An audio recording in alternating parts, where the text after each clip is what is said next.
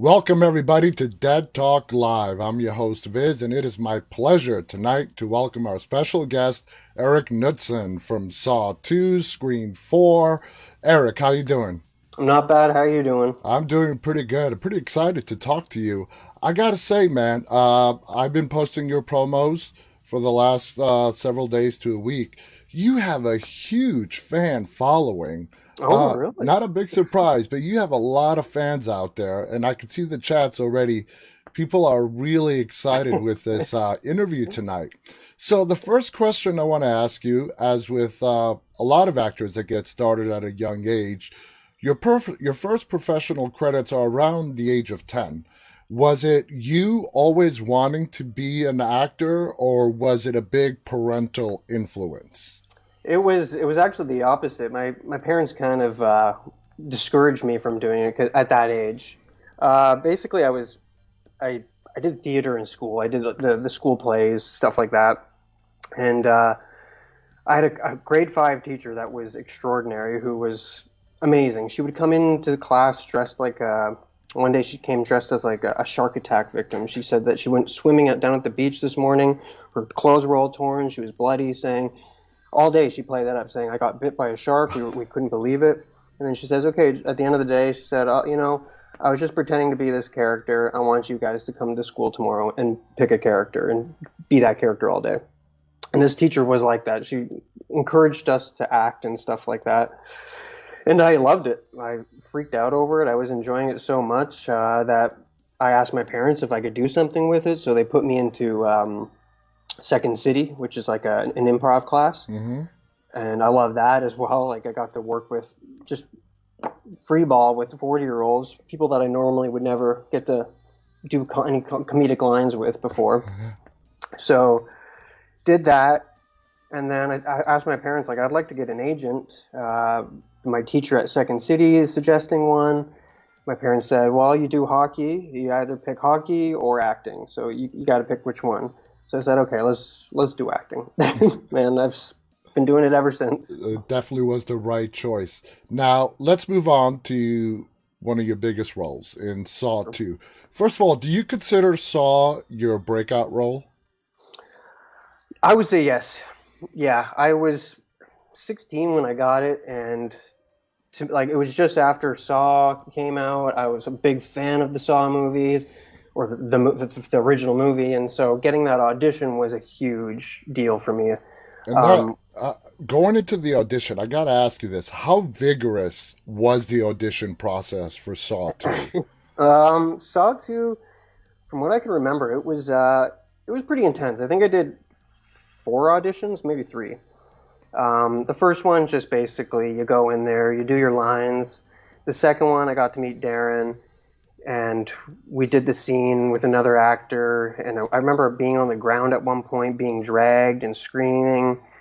The third one was just to try another scene, same type of deal. But it was with a lot of horror movies, usually they want to see your pipes and see if you can scream and freak out. Now, did you know that you were auditioning for this character, Daniel Matthews, who was Donnie Wahlberg's son in the movie? Yeah, like but back then it wasn't super hush hush. Like I Hmm. remember on the sides it even said Saw 2. Usually like they do a code name now if it's Hmm. something you're kind of keeping secret. Um, yeah, I said Daniel Matthews, the son. I was psyched. I was so happy to get that role. So, I mean, you knew this was a big role. You had a big part in this movie. Oh This yeah, was not a 5 minute, little clip in a movie. You were going to be in it for the whole thing. I think the character breakdown didn't give away that much, but with the scenes that I was auditioning, it was pretty obvious that it was going to be kind of substantial. Now, after you got the role, first of all, what was your reaction? I was freaking out. I remember that was the days when there was MSN Messenger, Hmm. and so I changed my screen name to I just booked a role on the new Saw 2 movie, and all my friends thought I was lying. Everyone's like, yeah, okay, they're not making another one. So yeah, I was so stoked to be part of that movie. When I remember watching that movie, thinking like, oh man, I wish I could have done something like that. I wish I could have been part of something like that. Saw the audition, freaked out, and it all It all worked out. came together. It all Hmm. came together. Now, when you first read the script from start to finish, and that awesome, I think Saw 2 probably, in my opinion, has one of the best plot Hmm. twist endings. Yep. Absolutely. So, when you read the script from start to finish, what were your thoughts? The ending was never in the original script. Mm, It was kind of, I believe Darren wrote it, that twist right while we were filming it. I remember Darren coming up to me and saying, "Look, we have a kind of a twist that we're thinking of, and we want to put you in the safe in the end." So when he says it's a safe place, you were there the whole time.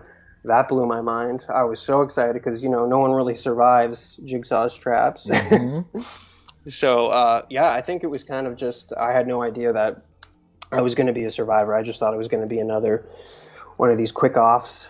But And no, he survived. I gotta say, now the first Saw, great, but it was contained in a single room, the whole Yep. movie.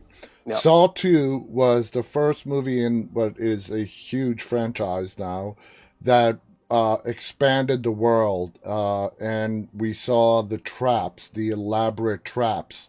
When you actually got on set and you saw these props, the traps, what were your feelings?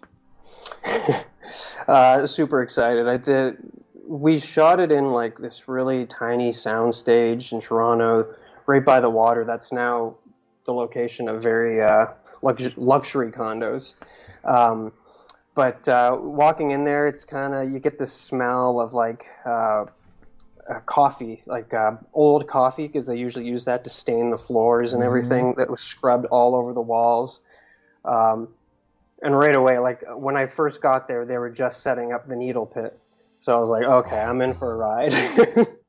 And in fact, the needles too, there were so many of them that the cast, the crew, we were all sitting there when we were sitting in our chairs. We were just pulling off opening up the packages of the needles and putting on these fiber optic tips, opening them up. There was hundreds of them. Now, in the movie, you play Donnie Wahlberg's son, but there's never really, if I recall correctly, there's no scenes of you two interacting together. Is that, Just at the beginning. yeah, Uh, the father son thing. yep. The movie starts off with the police capturing Jigsaw. They've got him. And you're Hmm. like, wow, this is a really strange way to start the movie. They caught the killer. But Hmm. of course, going into Jigsaw's mind, he had it all planned out. And they believed they were watching in real time what you and the other people were going through. And of course, part of the big plot twist ending was that already happened. It's in Yep. the past. That was a Yep. recording. Did you like that? Just the brilliant writing and the storytelling? That's what I found so amazing. I think that Darren didn't originally write that screenplay as a treatment for Saw. I think he wrote that screenplay, and it just so happened to kind of work with the whole Jigsaw story. So he kind Mm-hmm. of worked around it and made it more work for the Saw franchise. And when I read, that's what's amazing about the Saw movies is that there's such an amazing twist that no matter what, the entire movie you think you're racking your brain trying to figure it out, thinking you got it, and you never get it in the end. Usually, a lot of horror No, movies you can kind of figure out. The no, Saw you can't. no. It always blows your mind. Even the latest one. I don't know if you've seen the Not sort of yet. spin-off Spiral. Yeah, even that. You're like, how could I not see that come? I'm not going to ruin it for you, but you're Yeah, like, don't. how could I not see that coming? Now, did you have the pleasure of meeting and interacting with Tobin Bell on the set? Such a legendary actor. Yeah, but just briefly, I had lunch with him. Or on set, he was filming one of his scenes. I just finished up one of mine, so we had lunch, and I just sat across from him at the table, and that was pretty much it. I mean, he is just such an amazing person, and just even that time that you got to spend with him must have been Yeah, really special. he's a Uh, sweet guy. Now, moving forward beyond Saw 2, I assume you watched like Saw 3, maybe Saw 4. Were you surprised on just at the end of the day, when it's all said and done with, how big the franchise became? Uh, no, it doesn't really surprise me. I mean, when I saw the first one, I thought this is a great opportunity to keep doing something like this, and I think they made it for such a low budget that I think the studio is kind of like, well, we can make another considering the amount of money that we we made off of that first one. So no, it's not really a surprise to me, and I'm glad they did. I mean, Saw could go on forever. It can. It can. And obviously they just did with another reboot in a sort Hmm. of in the same Saw universe. Now they're calling it, the Book of Saw. Now, was there ever a moment in the movie, whether while you were on set and you saw what you and the other actors had to go through, the traps that made you cringe, even though you knew it was all fake and make believe, like picturing it actually happening in real life? Hmm. Which trap freaked you out the most? Um, I mean, everyone says it, and I have to agree with them. Is the needle pit? Yeah, I'm not even that scared of needles, but just the thought of it is it strikes something in you that you can't help. Um, and when we shot that too, like they had a fake arm for me to pull the needles out of, and just doing that because it felt pretty flesh-like. It gave me the heebie-jeebies. You felt like you were doing it to someone.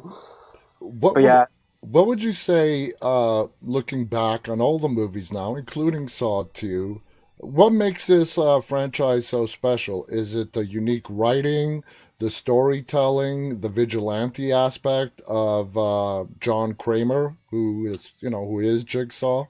yeah, I think a little bit of that. I mean, I love the show Dexter. Yeah, And in fact, our dog is named after that show, and it's the same thing. It's almost you're getting justice on something that you feel has been short shortchanged. exactly. Something so you're rooting for him at the same time, and it's also just the writing, the twists, the fact that you can't figure it out, your mind can't get around it until the very end. I think Hmm. that's brilliant. A lot of horror movies can't do that.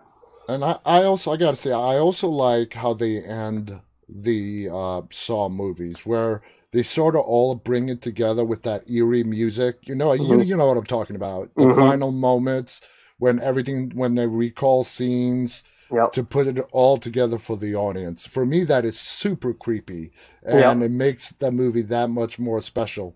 Now, you said you were 16 when you were filming it. It came out when you were around 17. So, how did that work with school? Did they give you classes while on the set? How long did filming last?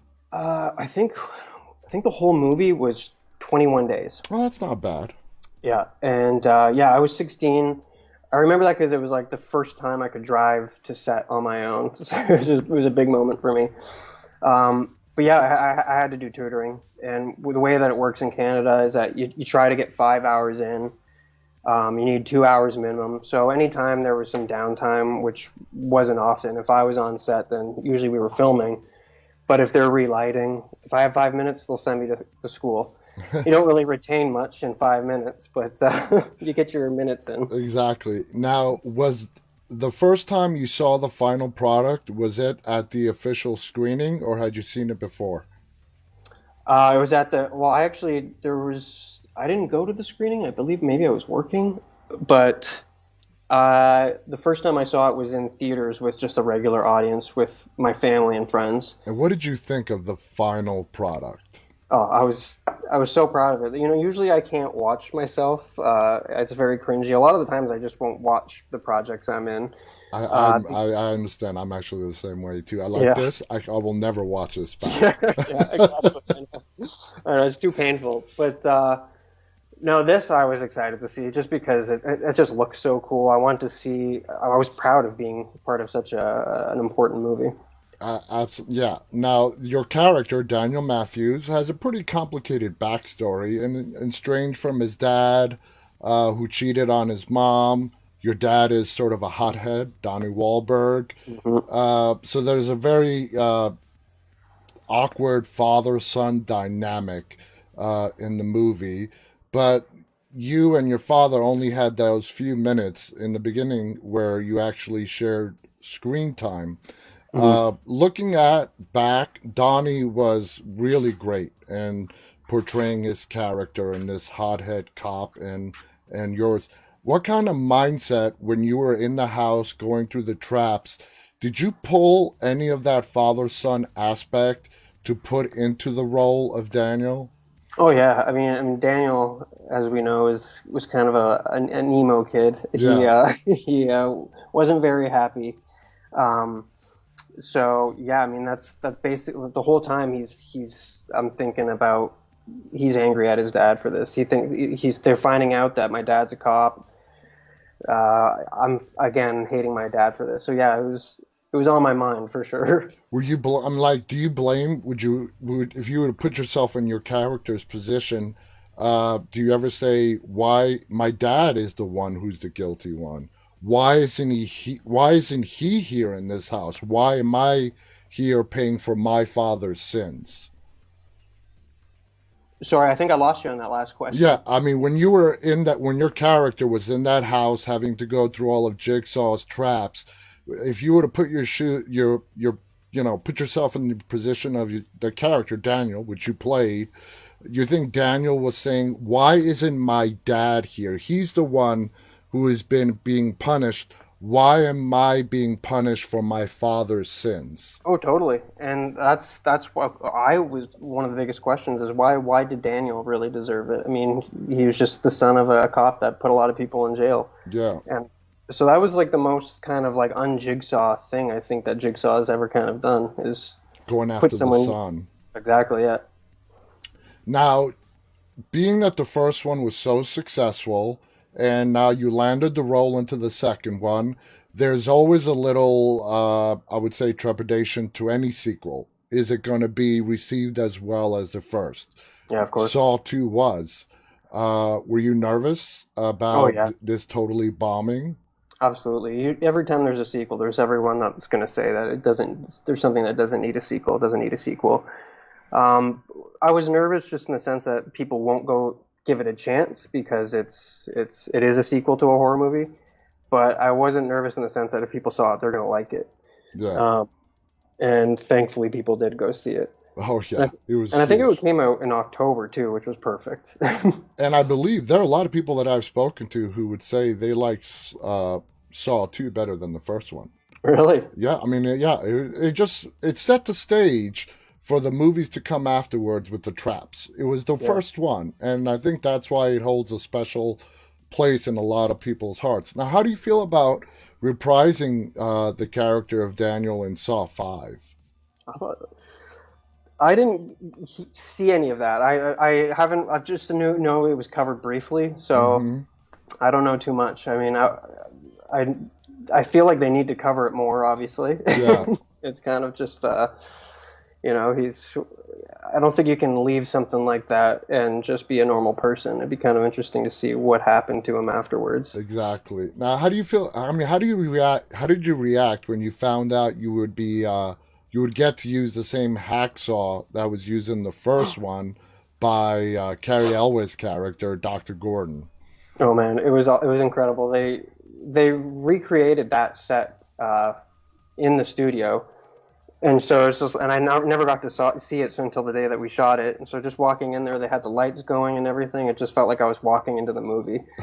And yeah, and I got to hold the actual saw. It was perfect. And I believe Frankie G, we used bologna for the back of his neck for that scene too when he Uh peels it off. huh. Now, how does it? I mean, how does it feel that Saw 2 is the highest grossing uh, Saw movie from the franchise? Did you know that, first of all? No, no, I didn't know that. Yeah, it's the highest grossing movie out of the entire franchise, the most Really? financially successful one. So that just backs up, on how much people liked it even better than the original. That was awesome. That is awesome. Now, some of the traps were rigged to actually work as traps, according to what we read. Was there any kind of mishaps? How many stuntmen were used? And how did that all play out? Trying to think if there was any mishaps. Any I near. think that was like one of the safest sets I worked on. I feel like it's there was no mishaps. Everything was pretty safe. All the weapons that we used were breakaway or rubber. Uh, the saw was like a hard plastic that if I did nick them, it wouldn't do anything major Yeah. damage. But yeah, no, they were pretty safe. I had the flu shooting that, so that was probably the Oh, worst of it. oh, okay. All right. That sucks. Yeah.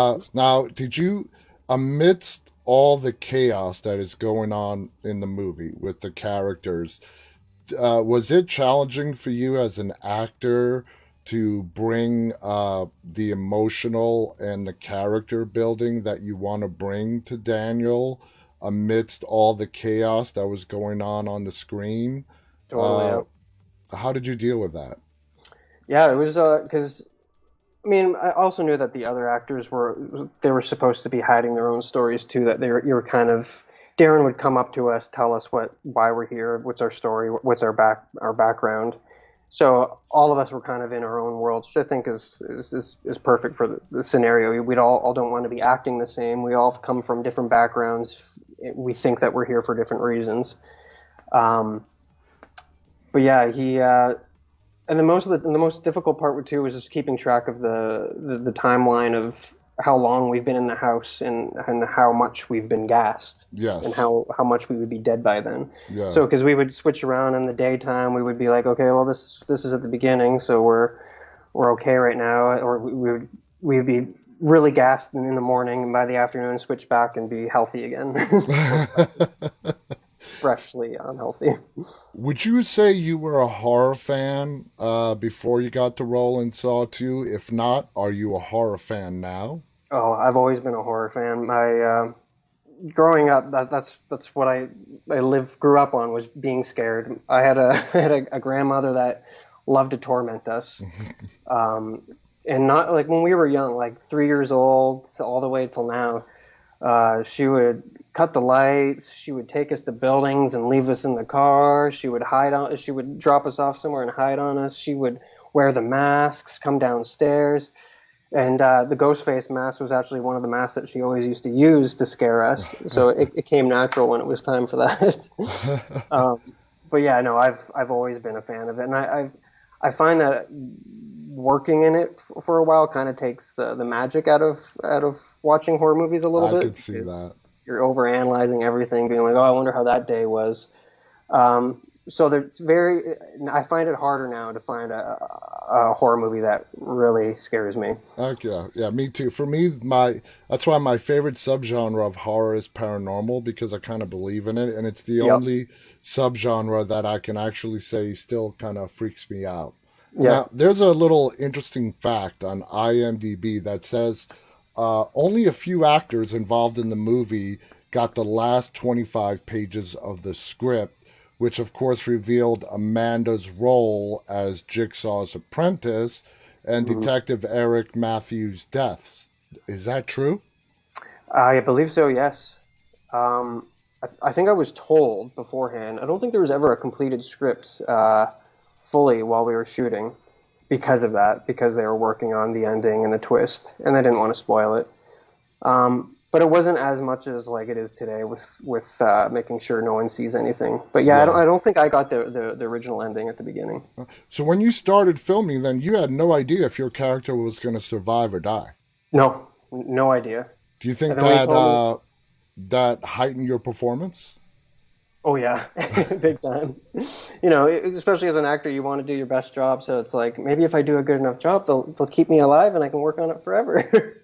Do you think there's a chance now that the franchise is being revitalized that let me put it to you this way: if you get a call to come back as Daniel, would you do it?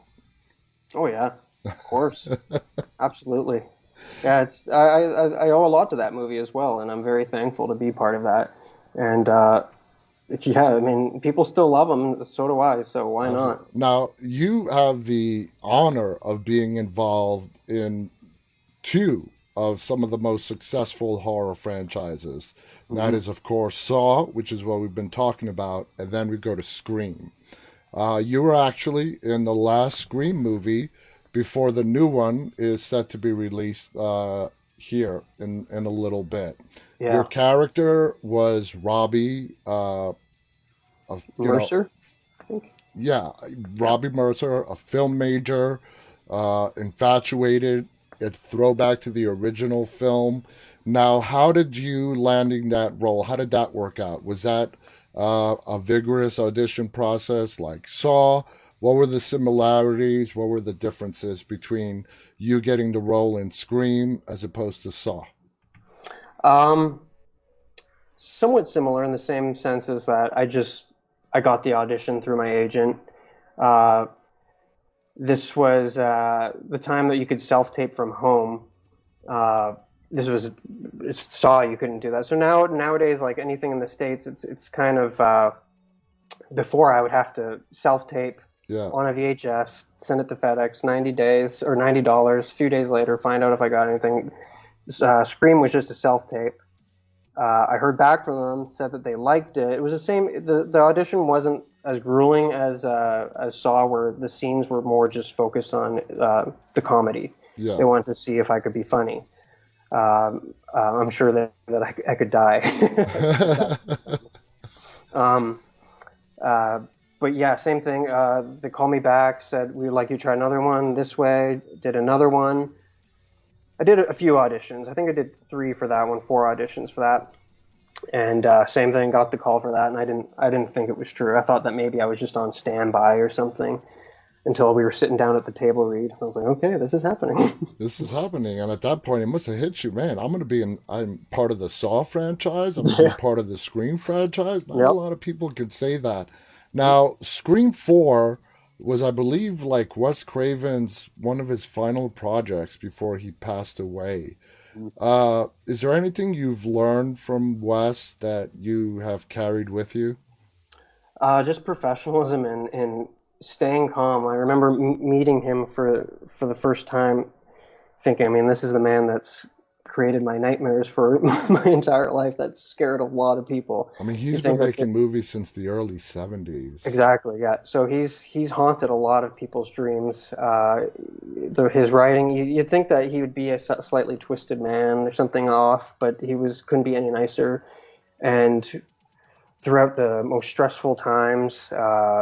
Being a director is really stressful, especially when you're on a time crunch. And he was never unhappy. He was never stressed out. He was just calm, cool, and collective. And That's I think awesome. I've learned that, like as much as a situation can get really bad, it doesn't help to panic. Just Exactly, yeah. relax. I mean, he was an awesome filmmaker, and it Mhm. was so sad when he passed away.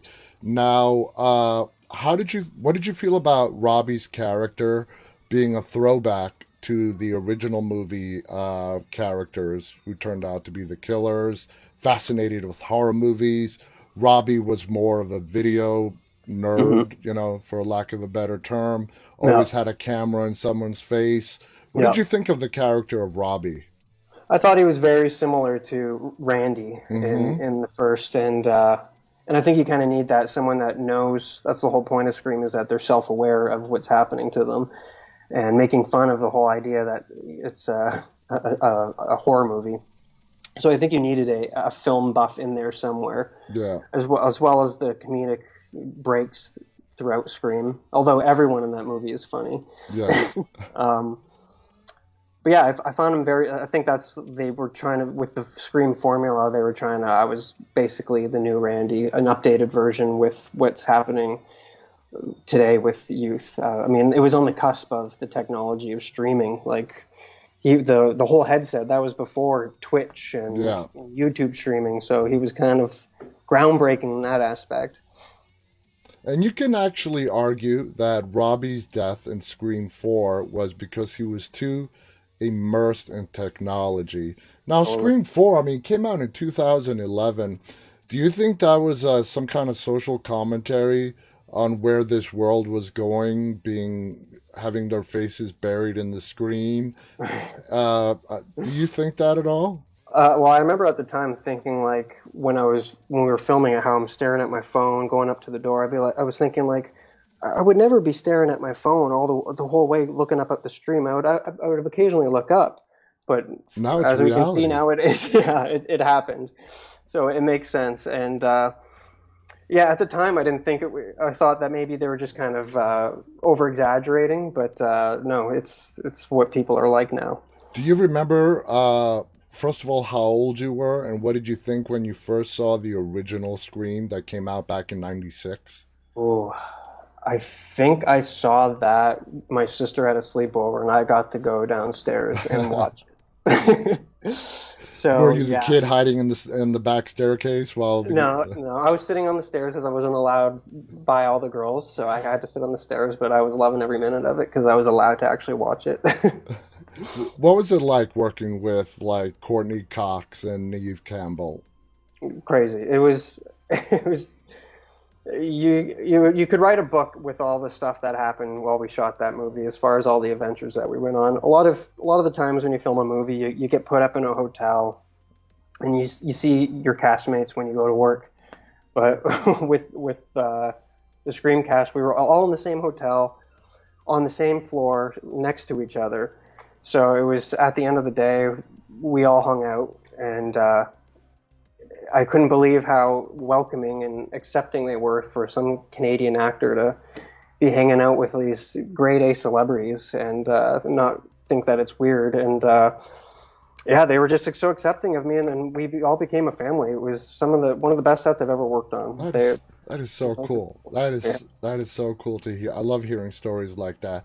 Now, Saw 2 was a direct sequel of Saw.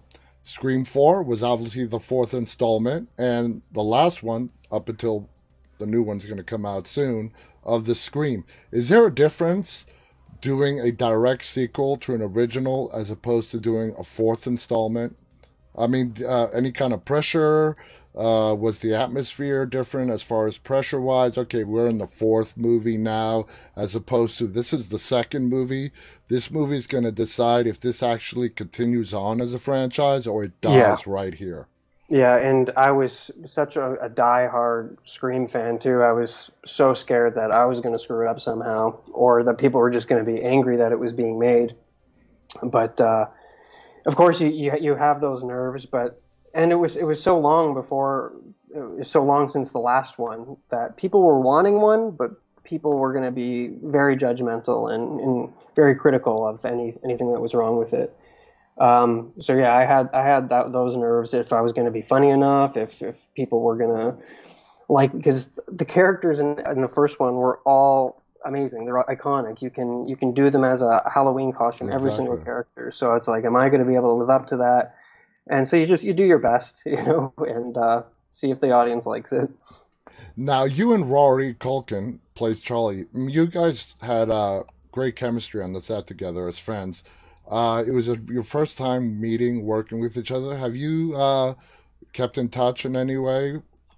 I haven't spoke to Rory in a while, but me and him were like brothers on set. He was the one guy that was in my hotel room the most. I was the guy that brought the hookah from Canada, so we could all sit around and smoke hookah and chill and talk. So they were always hanging out in my room. But Rory and I had, yeah, a lot together, so we were hanging out nonstop. He went to the hospital with me when I was working on that, and he was a trooper with that because it was from like midnight to 9 in the morning, and he stuck with me the whole time. So yeah, he's a good guy. But I haven't spoken to him in a while. I'd love to catch up with him. Why'd you go to the hospital? While we were filming, I started my stomach started hurting, and then Rory and I were talking about going to Grand Rapids because there was this cool bar there that we wanted to check out, and so we drove that way. My stomach was hurting more, and by the time we got there, I couldn't go in. I said I think I got to go to the hospital, and it turned out I had a really bad kidney stone. Ooh. And we got pulled over by the cops. They were trying to explain to them that we're going to the hospital. But yeah, he stayed in the room with me the whole time Oh man. while I Okay. got the scan and the Well, medication. I'm glad you got through that. Okay. Now, would you say that Robbie's obsession with fame led to his ultimate downfall in the movie? I think so. Yeah. I mean, he was too worried about. He was staring at the camera when he died. He was too worried about his viewership and how cool he's going to look. I mean, kudos to him because he was a nerd and overcame all that to talk to people. And I feel like if Robbie had a stream today, it would be one of the top streaming Twitch channels right now, It would be. It would and be. historic to actually witness a murder. Yeah, yeah. And even though Robbie, as he's being killed, I see Robbie as a hero because if I remember correctly, you crawled up to the steps to warn the Warm, others. yep. and that's where you died, right there on the Yep, steps. that's And, true. Never in thought my of it. opinion, that makes you a hero. Now, moving on to some of your other stuff, how would you describe Continuum, sorry, to someone Yeah, who has never seen it? it's hard to explain quickly, but it's basically I'm a I'm just a kid in a barn that's very good at science, really good at science and technology. While creating some stuff, I find some files that are from a woman in the future that basically a woman in the future. It's a time travel show where I find out that I'm responsible for a lot of the stuff that's happening and how I can change the future if I took some other choices Oh, instead. all right, that's perfect. That's actually Yeah. perfect. Now, you have been in the TV adaptation of The Mist. Yes. Very popular. It's Stephen King, right? It's a Yep. very popular book, Hmm. multiple movies, a TV series. Did you feel any kind of pressure going into that series, considering the films and all that have been done? Yeah. Oh, yeah. Absolutely. Again, it was Stephen King was another one of my heroes, and I was a big fan of his. And I wasn't sure how much he would have a say on the show, if he even had a say on the show. But basically, we shot it first few episodes, and the creators told us that they gave it to Steven, and they warned us that Steven will be brutally honest, and he actually enjoyed it. He said he was liking what he was seeing, and so that was like for me, that was all I needed. If You you know what I get mean? the author's nod, and Yeah, especially if that author is Stephen King, yeah, you're exactly. doing pretty well. Going Yeah. back to Continuum, the relationship between like Alec and Kira, very unique. How challenging was it to establish a bond between those two characters, not actually being in the same room while you were filming? Yeah, it was really it was the first time I've ever had to do something like that, and we tried it a few different ways. When we the first season, we were still getting used to each other as friends and actors, coworkers.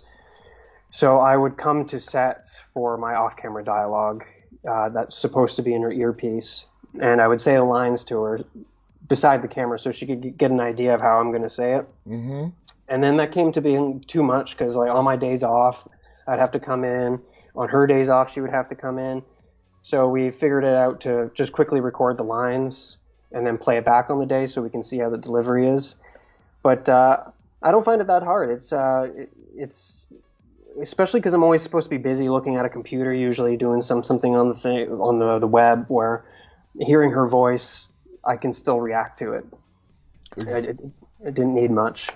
Now, would you say Erik Knudsen, you've played a lot of tech savvy characters like Yes. Robbie and Scream. Are you as tech savvy in real life? I'm tech savvy, but not like the guys I've played. Um, Not I'd to say I go that, by. fanatical degree. No, I couldn't think of a time traveling device. But yeah, no, I guess I'm handy. I can fix stuff, but yeah, I'm not a science nerd. Now, Continuum has arguably one of the smartest takes on time travel that we've seen in modern television.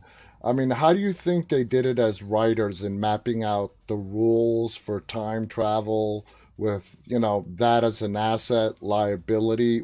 Was it an asset, a liability, or both in regards to the storytelling mode of the show? Yeah, from what I understood, Simon Barry, the creator, wrote the show with a 6 episode arc. I had to finish the whole show in 6 seasons. Sorry. Um, and I guess that's the only way you can kind of get around to doing that because it's a time travel show. You need to Hmm. know how to time everything as far as when you introduce stuff that's already been introduced. So he had it all planned out before, I think, and then just had to condense it into 4 seasons instead. But it's dangerous. If you just kind of have an idea of a show, write the first season, and then go along with the show, you can get yourself into trouble if you don't have it all planned out. Yeah, yeah, I definitely agree with that. Now, what would you say throughout the span of your career so far has been the most physically challenging role you've had? Ooh. Hmm. Would you go back to Saw, or would it be something else? I mean, I would say Saw right now. Well, no, actually, I mean, I worked on a kids show for YTV a long time ago when I was like 13, 14. And I think that was the hardest because I was trying to get through school. I had exams going on. I used to get really bad migraines when I was a kid. I was the lead role. I think that was the hardest on my body. I Yeah. enjoyed every minute of it, but yeah, it definitely took some endurance. I got sick very often because my body was drained. You're working like 15 hours, school on top of that, go home, study, wake up again, do it all over again. That's a lot. That's a Yeah. lot. What would you how would you describe your experience working with the cast of Jericho, which had like Lenny James, Skeet Ulrich, let's Yep. see, Gerald McRaney. I mean, what was that like? That was incredible too. That was the first time for me working on a show not in Toronto or at least near Toronto. It was out in LA. Actually, the cast just I got added onto a group chat that the casts are all reuniting and they're all wanting to get together. So hopefully that happens. But yeah, same thing. I mean, Now, sorry, oh, go on. Sorry. what was the question? What was it like working with such a cast? I Oh mean, yeah, yeah, I mean, like Lenny James. Lenny James is like legendary. exactly. Yeah. Oh, I know. Yeah, Now, and they're all sweethearts, all of them. It's like if that one was like another family too. They all still keep in touch. That's the only cruise that I really still keep in touch with. Now, you and Candace Bailey had a pretty close relationship on the show, on camera. Uh, how did you guys build that chemistry? Did it just come naturally, just between the two of you, that it just came through so brilliantly on the screen? Yeah, I guess so. I mean, I was just kind of being myself, just nervous, and having to do an on-screen kiss was nerve-wracking for me. So, and it worked for the character. I didn't have to be a ladies' man by any sorts. Uh, and I think there was also quite a significant age gap. I think Candace at the time was 26, 27, and I was 17. So for me, like kissing Wow. an older woman was exciting. I remember that time. And when you're a boy, 17, when you get an older girl like into you, you're like, Yeah, oh yeah. yeah, Yeah, yeah. yeah. I And I'm remember getting that. paid. I remember that. Now, when you're not shooting, when you're not on the set, what do you enjoy doing? I I'm pretty low key. I don't really do much. I like to fish, outdoor stuff, video games. Actually, Uh, I got a lot. I got to tell you, I got a lot of fan questions really okay. asking me, do you like to play video games and what's your favorite video game? So I'm going to ask, since you brought it up, what's your Okay. favorite video game? My favorite, the one that I play the most today, I would say, is Rainbow Six Siege on PlayStation 4. Okay. But of course, Apex I play a lot of. Resident Evil, the new Resident Evil is very good. Uh, Village. But yeah, I dabble in everything, but mostly first-person shooters. yeah, yeah, that is definitely probably the most popular, genre of gaming out there. Yeah. And I'm also glad you're a PS4 person, not an Xbox. PS4 Yeah. here too. Oh no. Hardcore PS4 fan. What would you say to being in this stage of your career, which is you're still very young, you have a lot of work to do ahead of you. Mhm. Going back to when you started out 10, 12, what do you know now that you wish somebody would have told you back then? So a young actor, maybe in their teens, younger, comes to you, and what is the one thing that you would tell them? I would just say perseverance. I mean, it's one of the most frustrating jobs that you can ever do. I mean, you're selling yourself as a product. So when you don't get accepted and people aren't liking you as a product or you're just not getting roles, you feel like, well, my product isn't selling. I'm not a good person. I'm not good looking. I can't act, kind of stuff like that. And that's not the case. It's just when people Yeah. write something, they have someone in mind that they want they picture, and everyone's has a role written for them somewhere. They just have to wait until they find it. Now, it sounds like the majority of the stuff that you filmed has been in Canada. What would you say, if there is any difference between productions that shoot in Canada as opposed to the United States? In the United States now, it's not. how it used to be. It used to be either L.A., New York. I mean, Mm, here in the United States, I mean, Atlanta, huge yep. filming And spot. yep. Wilmington, North Carolina, huge. Hmm. I mean, we know it all comes down to the tax incentives that they Yep. give the studios. But what would you say if there is any difference between shooting something in Canada as opposed to the United States? Hmm. That's a good question. I mean, it's just basically I it would basically boil down to the same thing as that with Canadians. I find that it's very everyone's just wants to do their job and they're very quiet. They're not there for social hour. Basically, in the States, it's easier to become a family because everyone is very talkative and outgoing. I'm kind of a reserved person, so I guess I need those types of people to kind of bring me out of my shell. Or when I work here in Canada, I'll just stay in my shell. Now, in Canada where you are and production is being done, you said you're near the Toronto area, right? Yes, I'm in Okay, Toronto. so when studios, there are a lot of shows like was shot in Toronto. When Hmm. these studios come up, how do the locals react? Oh man, here come the Americans again to shoot their movies. Oh no, it's extreme opposite. We're excited to have any American projects here. I mean, there was a time there we're kind of in competition with Vancouver, who's Hollywood North basically. So a lot of the for a while, Vancouver was the number one It place to go. was. It still kind of is. A lot of sci-fi and horror there is there because it's just the atmosphere, I guess. But no, I mean when there's American projects here, we're happy. We're getting jobs too. Exactly. Yeah. I mean, Vancouver, like you said, was huge, especially back in the 90s. I remember, like, the show that comes directly to my mind that was shot in Vancouver was The X Files. Yes. But that's just one of dozens of movies and TV shows that were done in Vancouver. Oh yeah. Canada is huge. Now, in the places that you've shot in the United States, have you done any filming outside of Los Angeles?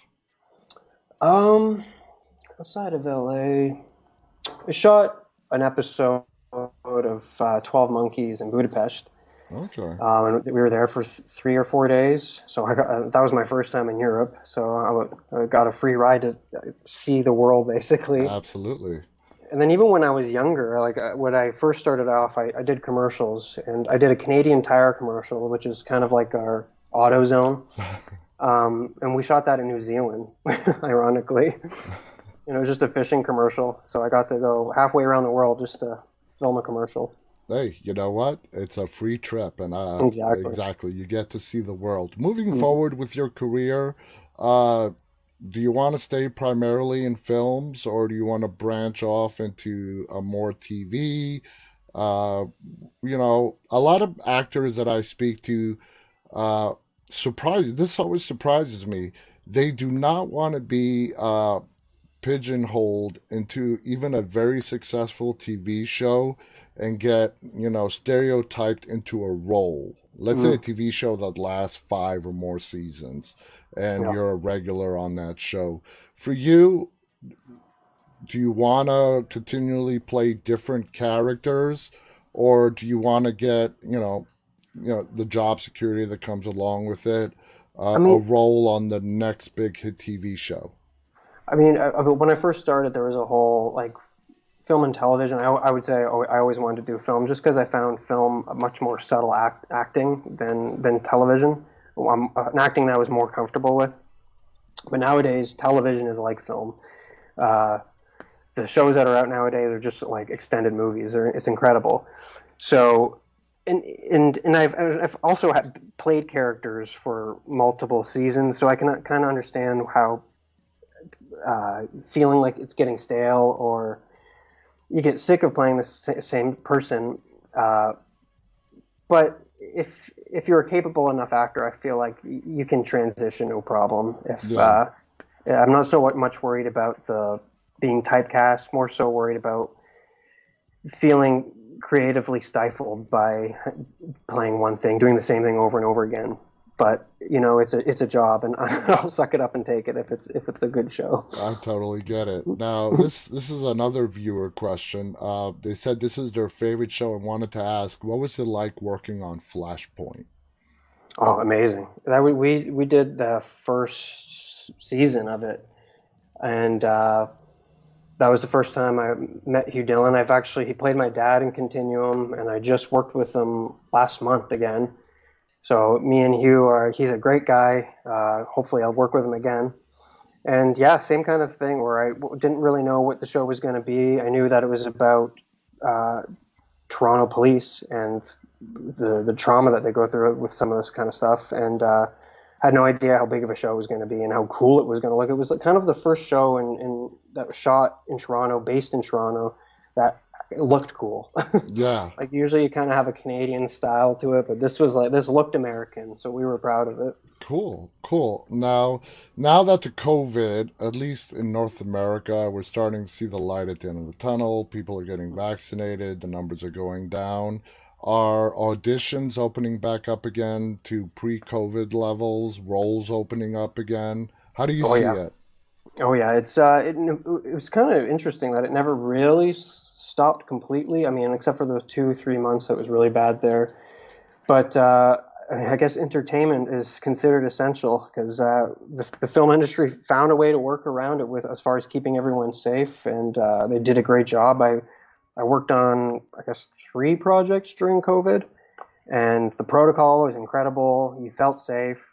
Um, but right now you can tell it's picking up like crazy, and I think that everyone's kind of consumed everything they can consume with Netflix and all the online media. So people are desperate for new shows. I would say entertainment, movies, TV shows, whatever, is a big reason and what helped a lot of people, you know, get Get through over it. COVID. Yep. I Oh, it was mean, therapy. Yep. it is therapy. It's a break from reality, and you go Yep. into your fantasy world, and it's amazing. And, I applaud you and your fellow actors for the hard work you do I working appreciate through that. COVID, and you guys have done awesome. We're almost out of time. Up to now, what would you say has been the most impactful uh, project, I guess, that you have been involved with in your career? What do you think? Was it Saw? Was it Scream? What do you think pushed your acting game to the next level? I think it would definitely have to be Shaw too. I owe them a lot because before then I was just kind of doing episodic stuff, the odd job here and there. That was my first time booking a feature film. And once you have that on your resume and people see the box office success, it's a lot easier to get your foot in the door in other places. So I owe them that, and so I feel like that would be my biggest breakthrough role and what helped me the most. Okay. Now, before we go, is there any projects that you're considering, maybe on working on, that we should be on the lookout for? The one that I worked on the latest, I'm not sure if I'm allowed to talk about it, so I won't in case. Okay, okay, that's fine. But But 9 films about technology, I did an episode on just recently, and I think that's on FX or Hulu. okay, Um, but yeah, I'm just auditions are flying in right now, so I do about 2 self tapes a day, so it's just waiting for a call back, that's basically, awesome. That's playing the awesome. game. I'm so happy for you, Eric. I can't believe how fast this hour has flown Yeah, I by. know. Good. Do you have any final thoughts? Anything to say to your fans, which you have a lot of, by the way? Well, I just thank you for coming, guys. I'm sorry I'm such a mysterious presence online. I don't really have any social media stuff, but sometimes a little mystery is good in everyone's life. I agree. And when it comes to that, I'm just going to say not everybody has to have an Instagram account. Not Yeah. everybody has to have a Twitter account. It's probably detrimental. I mean, I think nowadays it kind of helps your resume to have a good following, but I can't do it with too much. I don't know what to No, tell people. no, I don't blame you in the slightest bit. Not in the slightest bit. Eric, thank you so much for Thank being a you. part of our show. This has been a fascinating hour. I've been watching you for a long time. I'm looking forward to a lot more stuff that's going to come out from your way. So thank you on behalf of Dead Talk Live and just spending this hour and sharing with us, guys. Awesome. Thank you for Thank tuning you. in. Thank you so much, guys. I hope you enjoyed this interview as much as I have. On behalf of Erik and myself, stay safe, and until the next time, stay walking. Good night.